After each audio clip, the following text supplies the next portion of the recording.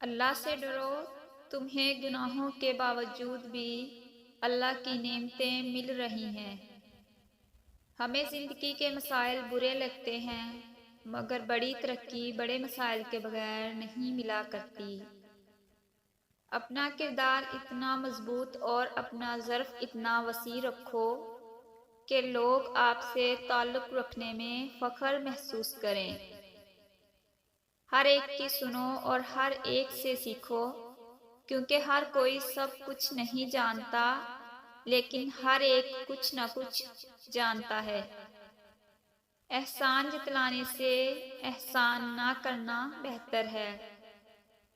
قرآن مجید کی تلاوت ٹوٹے ہوئے دلوں کو جوڑ دیتی ہے۔ عام طور پر یادیں نہ ڈھال کرتی ہیں، مگر ایک یاد ایسی ہے جو نہ حال کرتی ہے، اور وہ ہے اللہ کی یاد۔ ناامید مت ہونا کبھی اللہ کی رحمت سے، وہ چاہے تو کھلا دیتا ہے پھول صحرا میں۔ انسان خواہشوں سے بندھا ہوا ایک ضدی پرندہ ہے، امیدوں سے ہی گھائل ہے اور امیدوں پہ ہی زندہ ہے۔ دنیا والے چہرے اور مال کو دیکھتے ہیں، عرش والا دل اور اعمال کو دیکھتا ہے۔ فضول امیدیں کرتے رہنا بے وقوفی ہے۔ رحمان کی رحمت سے کبھی مایوس مت ہونا، وہ تو بڑا غفور و رحیم ہے۔ قبر کی تنہائی سے پہلے قدرت ہمیں کئی بار تنہا کرتی ہے، تاکہ ہم خالق حقیقی کے حقیقی تعلق کو سمجھ سکیں۔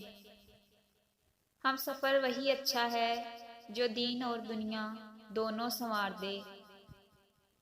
مدد کرنا ایک بہت مہنگا تحفہ ہے، مگر ہر کسی سے اس کی امید نہ رکھیں، کیونکہ بہت کم لوگ دل کے امیر ہوتے ہیں۔ جب گناہوں کی حرص نہ ہو تو وقت وسیع ہو جاتا ہے، اور گناہوں کی حرص وقت گھٹاتی ہے۔ جو شخص اپنی زبان اور خواہشات پر قابو نہیں رکھ سکتا تو وہ کبھی رہنما نہیں ہو سکتا۔ اور جب آپ اس زمین کو چھوڑیں گے تو آپ کی میراث وہ ساری محبت ہوگی جو آپ نے پیچھے چھوڑی ہے۔ دونوں صورتیں یقین کی ہیں، کوئی اللہ کے لیے سب چھوڑ دیتا ہے اور کوئی اللہ پر ہی سب چھوڑ دیتا ہے۔ دیکھنے والی نظر ہو تو گفتار عمل کا اور عمل کردار کا آئینہ ہے۔ ہر چیز ہمیں ملنے کی نہیں ہوتی، کچھ چیزیں خوبصورت دھوکہ اور بدترین شر بھی ہوتی ہیں۔ اللہ کریم سے کسی چیز کے نہ ملنے پر بدگمان نہیں ہونا چاہیے۔ آپ کے سانس گنتی کے مقرر ہو چکے ہیں، نہ کوئی حادثہ آپ کو پہلے مار سکتا ہے اور نہ کوئی حفاظت آپ کو دیر تک زندہ رکھ سکتی ہے۔